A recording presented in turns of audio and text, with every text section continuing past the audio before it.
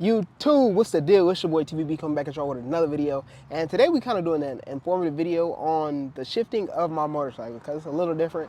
And I posted a video that caused like some kind of controversy. And they was like, why are you shifting like that if you're riding on the street? So I'm here to break that down. Let's get it.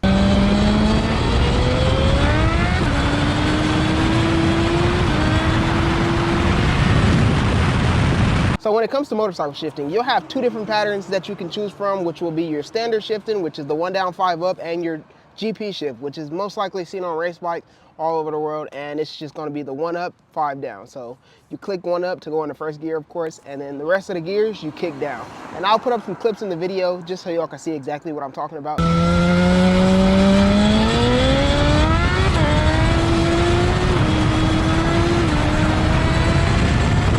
Those who are curious to know, the shift lever placement is the same, rear sets look exactly the same, and nothing literally changes besides the orientation of the shifting. So instead of clicking all your gears up, and so it'll be 1 down, 5 up, which is traditional shifting, you'll click 1 up to go in the first gear, you'll click it up, and then the rest of the gears you go down. Second, third, fourth, fifth, and sixth would be downward facing gears, and you just kick them down in order to get back into them. And then in order to downshift while riding on a GP shift bike, you'll have to kick the gears back up, just as you would if you were riding a traditional shift bike. You'll have to kick them down, but since it's reverse, you'll have to kick them back up. Literally all you're doing on most bikes, well, most bikes, and some bikes, there's some exceptions for other bikes that just might have to go through a little bit more of troubleshooting in order to go to GP shift. But all you're doing on this GSXR and plenty of other bikes that share the same or similar process of switching to GP shift is you just taking the shift arm right here and literally just flipping it around. So mine is backwards right now, but if you look at a stock one, you could just look it up on Google, or I'll probably put a picture up here just so you guys can see. It's just this is faced this way. So instead of it being closer to this clutch cable mechanism, it's going to be on this side, and I'll show a picture as well. And literally the riding on it is relatively simple. Like, it's literally the same. So all you're doing, grab the clutch.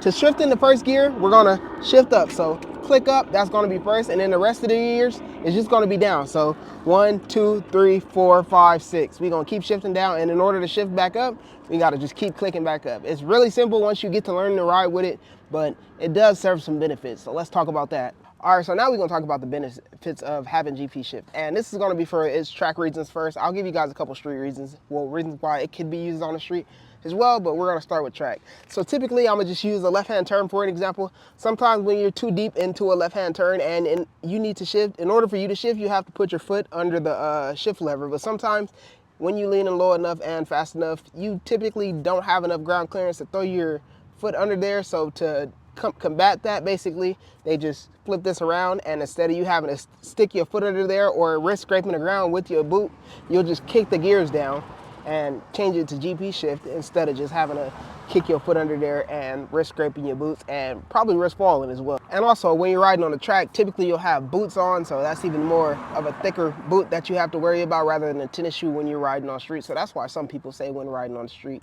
you don't need them, but to each their own. It's beneficial on both the track and the street. Along with that, when leaned over on the bike, let's say for instance, you're entering, or maybe let's say you're hanging off the bike and you're on a right-hand turn, it's significantly easier to just kick down rather than to have to readjust your body, because you are going to be hung off the bike a tad bit. So rather than having to readjust your foot to lift it under the shifter, because typically when you're leaning, I'm gonna be assuming you're not gonna have your foot under the shifter. So when you're hung off the bike still, it's much easier to just kick down, blah, blah, blah, blah, blah, whenever you need to, rather than to readjust your foot up under the shift lever. So the main way to benefit from doing this mod is basically four cornering, which you can do on the street, but it's probably not as aggressive as you would do on the track. But there's also some benefits of doing it on the street. So let's get into that. So for this argument, everyone always says you don't need GP shift on the street, but I beg to differ, because everybody has their own style of riding on the street. Whether it's illegal or not, that's a different story.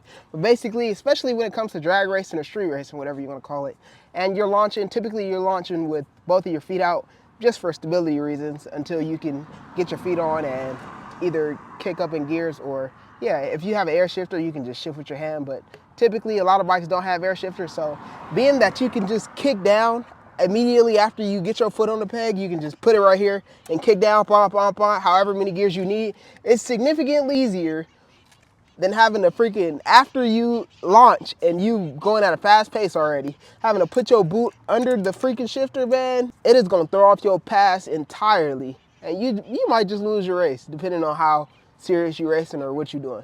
So basically, so I can give y'all an example. So just imagine we launching, we take off, and then we gotta get our feet back up.